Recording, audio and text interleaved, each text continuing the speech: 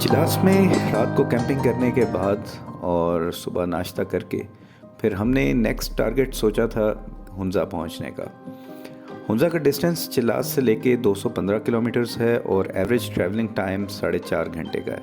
लेकिन क्योंकि हमने फोटोग्राफी करते हुए वीडियोस बनाते हुए आराम से रुक रुक के जाना होता है तो अमूमन हमारा टाइम 2-2.5 घंटे ज़्यादा ही होता है।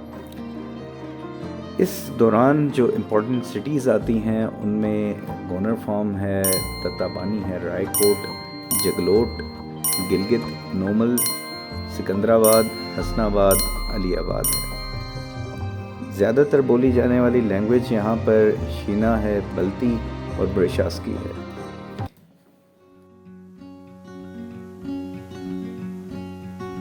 I am not a raincoat here to keep you warm.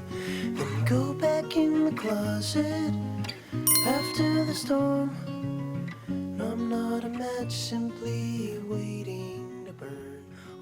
Road ज़्यादातर बेहतरीन बना हुआ है, बहुत ही माइनर से पैचेस कहीं पे हैं जो रायकोट से पहले का थोड़ा सा एरिया है, क्योंकि वहाँ पे लैंड स्लाइडिंग बहुत ज़्यादा होती है तो वहाँ का एरिया है, वहाँ पे रोड थोड़ी सी गड़बड़ रहती है। लेकिन मेजॉरिटी रोड अब बहुत बेहतरीन वेल कारपेटेड है तो आपको कोई ऐसा प्रॉब्लम नहीं आती।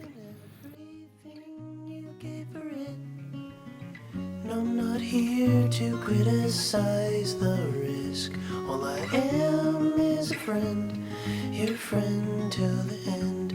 All I am is a friend, your friend till the end.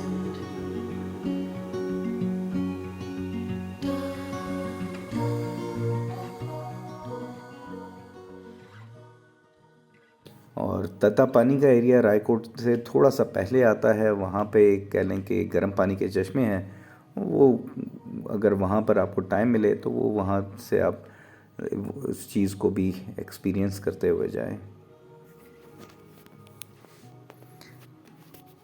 Raikot से रास्ता फेरी मेडोज़ के लिए भी निकलता है, जहाँ से आपको जीप्स मिलती हैं फेरी मेडोज़ जाने के लिए, और आप अपनी गाड़ी के साथ पार्किंग एरिया है, वहाँ पर आप अपनी गाड़ी पार्क कर सकते हैं और वहाँ से जीप में बैठ के आप फेरी मेडोज़ के लिए जा सकते हैं। All I am is a friend, your friend till the end. All I am is a friend, your friend till the end. All I am is a friend, your friend till the end.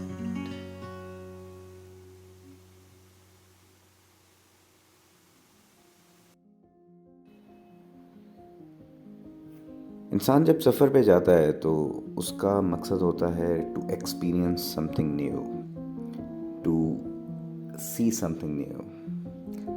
और अक्सर मेरे साथ ये होता है कि उन्हीं roads पर, उन्हीं रास्तों पर जहाँ से मैं बेतहाशा दफ़ा पहले गुजरा हूँ, वहीं पर मुझे कुछ नया नज़र आ जाता है जो मैंने पहले नहीं देखा होता, या कुछ ऐसा होता है जो मैंने पहले एक्सपीरियंस नहीं किया होता।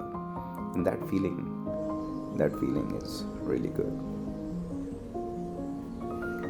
और जब भी मैं कहीं पे भी ट्रैवल कर रहा होता हूँ, दूर दूर पहाड़ियों पे मेरी नज़र होती है कि कहीं पे कुछ ऐसा नज़र आ रहा हो जो एक्स्ट्रॉर्डनरी हो या जो मैंने पहले ना देखा हो, और बाज़-औक़ात मुझे ऐसा कुछ नज़र आ जाता है। ऐसा ही मुझे एक दूर पहाड़ी पर एक गार सा बना हुआ नज़र आया और उसके नीचे छोटी छोटी सी बकरियाँ नज़र आईं।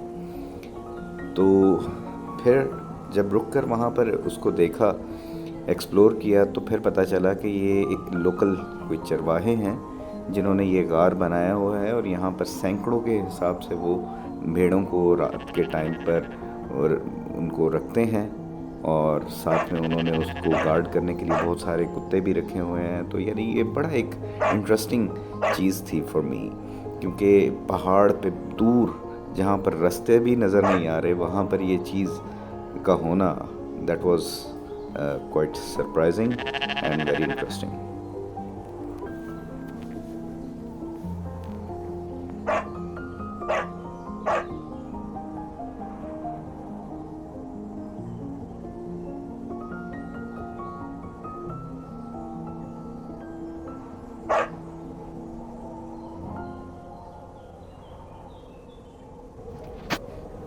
रायकोट ब्रिज से आगे चलें तो नेक्स्ट स्टॉप आता है अस्तोर चौक, क्रॉकरम हाईवे पे।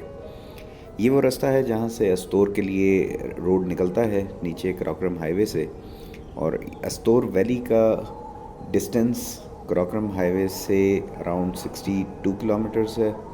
और आज से कुछ साल पहले तक जब मैं लास्ट टाइम गया था तो रोड काफ़ी टूटा फूटा था, लेकिन अब जो मैंने फ्रॉम द टॉप क्रॉकरम हाईवे से देखा है तो रोड नया बन गया हुआ है। और एज़ पर गूगल यहाँ से क्रॉकरम हाईवे से अस्तोर तक आपका टाइम तकरीबन 2 घंटे का लगता है।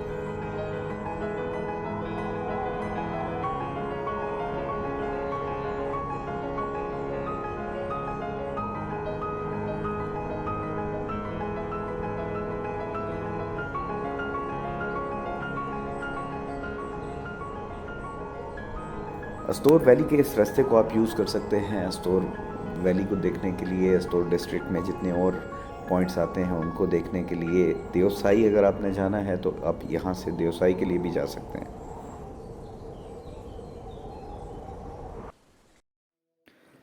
कुछ देर अस्तोर चौक में रुकने के बाद हमने दोबारा अपना सफ़र स्टार्ट किया गिलगित और हुंजा की तरफ।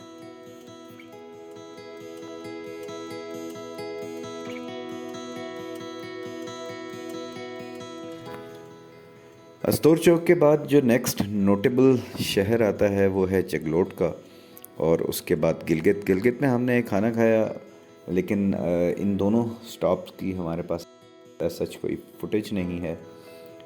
ये अभी मैं हसनैन से वही बात कर रहा था कि अभी दोबारा हमने रिसेंटली व्लॉगिंग स्टार्ट की है तो बहुत सी चीज़ें अभी मिस हो जाती हैं, जिसका फिर तसलसल पे इफ़ेक्ट होता है। बहरहाल नेक्स्ट हमने जो स्टॉप किया वो था राकापोशी व्यू पॉइंट का, जो नगर में है, और यहाँ से हमें राकापोशी का बहुत ज़बरदस्त सा व्यू मिलता है। गर्मियों में इधर बहुत ज़्यादा पानी होता है यहाँ पे। ये जो नाला अभी सूखा हुआ है, यहाँ पर बहुत तेज़ी से पानी आ रहा होता है ऊपर से ग्लेशियर से, लेकिन अभी क्योंकि सर्दियों का मौसम है तो पहली बार मैंने इसको बिल्कुल खुश्क देखा।